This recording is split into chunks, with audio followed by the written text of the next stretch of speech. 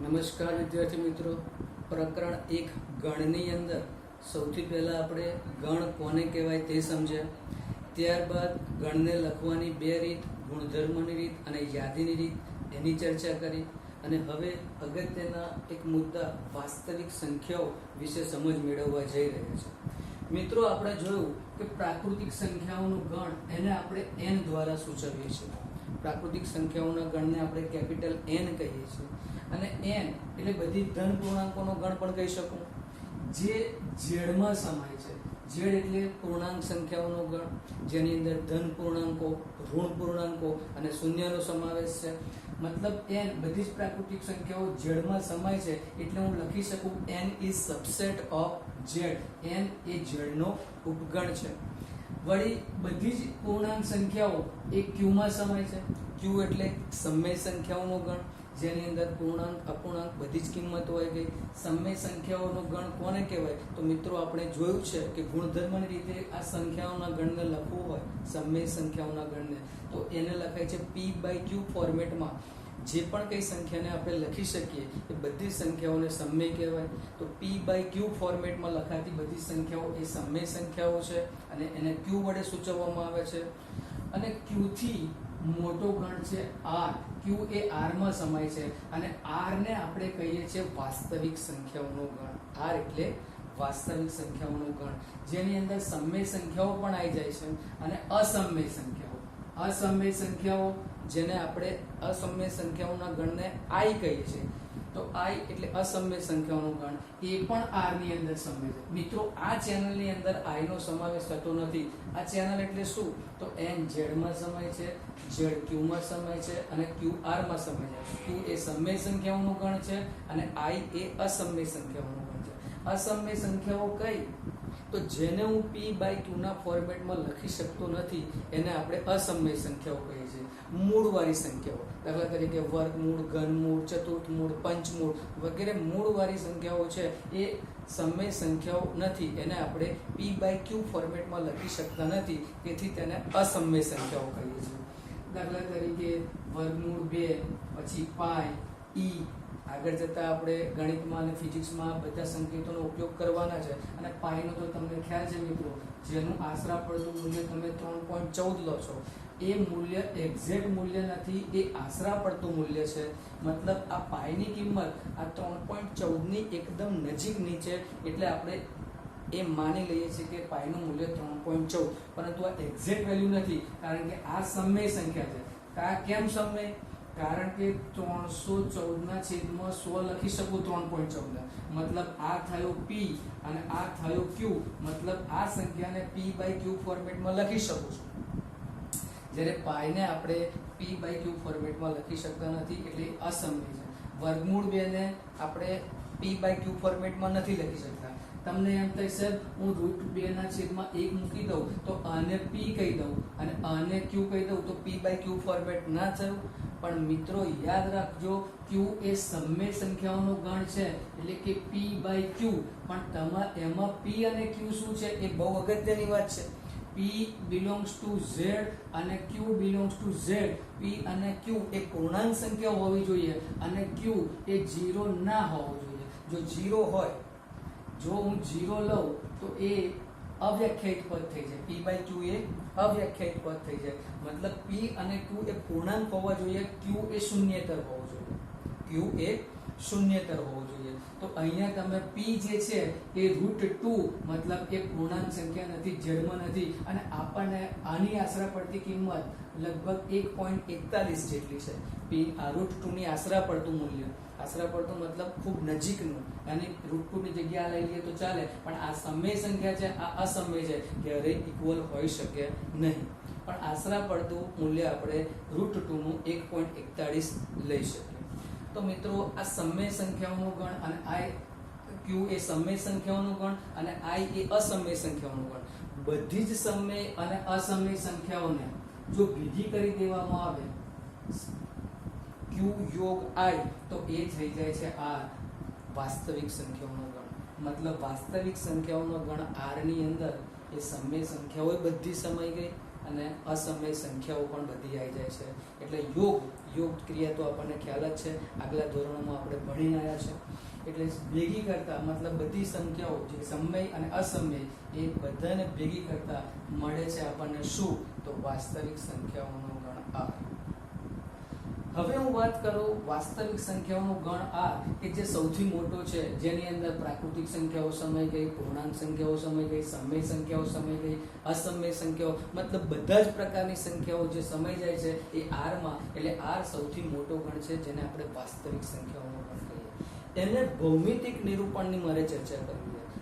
r ને આપણે ભૌમિતિક નિરૂપણ મતલબ આલેખની અંદર r ને દર્શાવવું હોય તો કઈ રીતે દર્શાવવું, તો એ જોઈએ મિત્રો.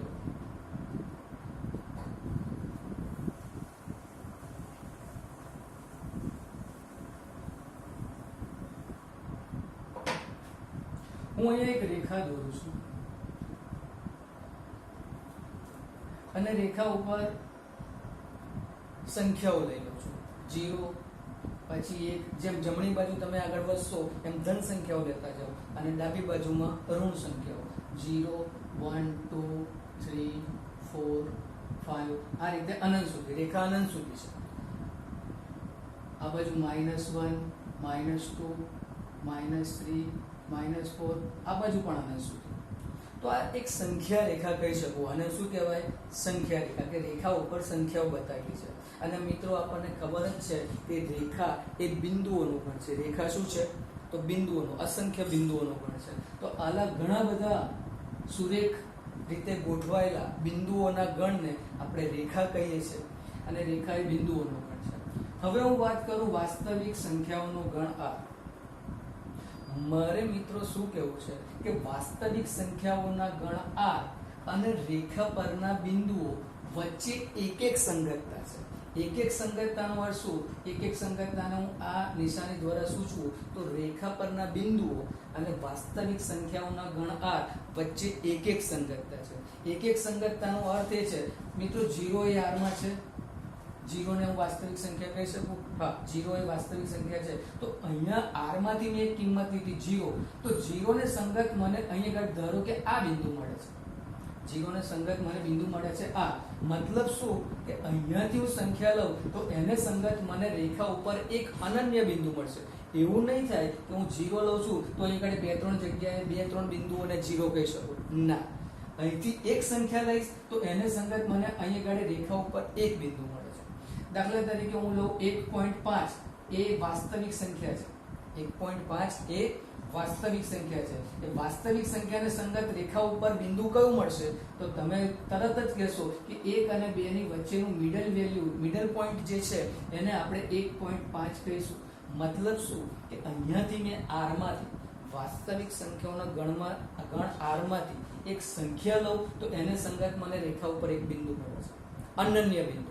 એવું ના થાય કે 1.5 ના સંગત અહીં 2-4 બિંદુઓ મળે, અનન્ય બિંદુ મળે છે. એટલે અહીંથી સંખ્યા લો, આ 1-2 સંખ્યાઓ લીધી. હજુ પણ આગળ તમે વિચારી શકો. દાખલા તરીકે હું લઉં પાઈ. પાઈ એ અસમય સંખ્યા છે. આ સમય છે, આ સમય છે. પાઈ એ અસમય સંખ્યા છે. તો અસમય સંખ્યાને સંગત અહીં મને રેખા ઉપર બિંદુ મળશે, આ પાઈને સંગત. તો હા, આપણે જોયું કે પાઈનું આશરા પડતું મૂલ્ય 3.14 છે. તો અહીંયા 3.14 ની નજીક કોઈક એવું બિંદુ હશે કે જે પાઈનું નિરૂપણ કરતું હશે. 3.14 ની નજીક, ધારો કે આ 3.14 છે અહીંયા, તો એની નજીક અહીંયા કોઈક એવી વેલ્યુ હશે કે જે પાઈનું નિરૂપણ કરતું હશે. એટલે પાઈ મને અહીંયા પાઈને સંગત રેખા પર બિંદુ આ જગ્યાએ મળશે. તો મિત્રો તમે સમજી શકો. હજી વાત કરું આગળ કે √2. તો √2 એ વાસ્તવિક સંખ્યા છે. બધી જ સમય અસમય સંખ્યાઓ એને આપણે વાસ્તવિક સંખ્યાઓ કહીશું. √2 અસમય સંખ્યા છે, એને સંગત મને રેખા ઉપર કયું બિંદુ મળે? તો √2 ની આશરા પડતી કિંમત મેં તમને કહી કે 1.41 છે. તો 1.41 ની નજીક અહીંયા કોઈક વેલ્યુ, અહીં બિંદુ હશે કે જે √2 નું નિરૂપણ કરતું હશે. મતલબ આ √2 ને સંગત બિંદુ અહીંયા મળશે. આ રીતે ઋણ સંખ્યાઓ બાજુ પણ તમે વિચારી શકો. દાખલા તરીકે -3.5 એ વાસ્તવિક સંખ્યા છે.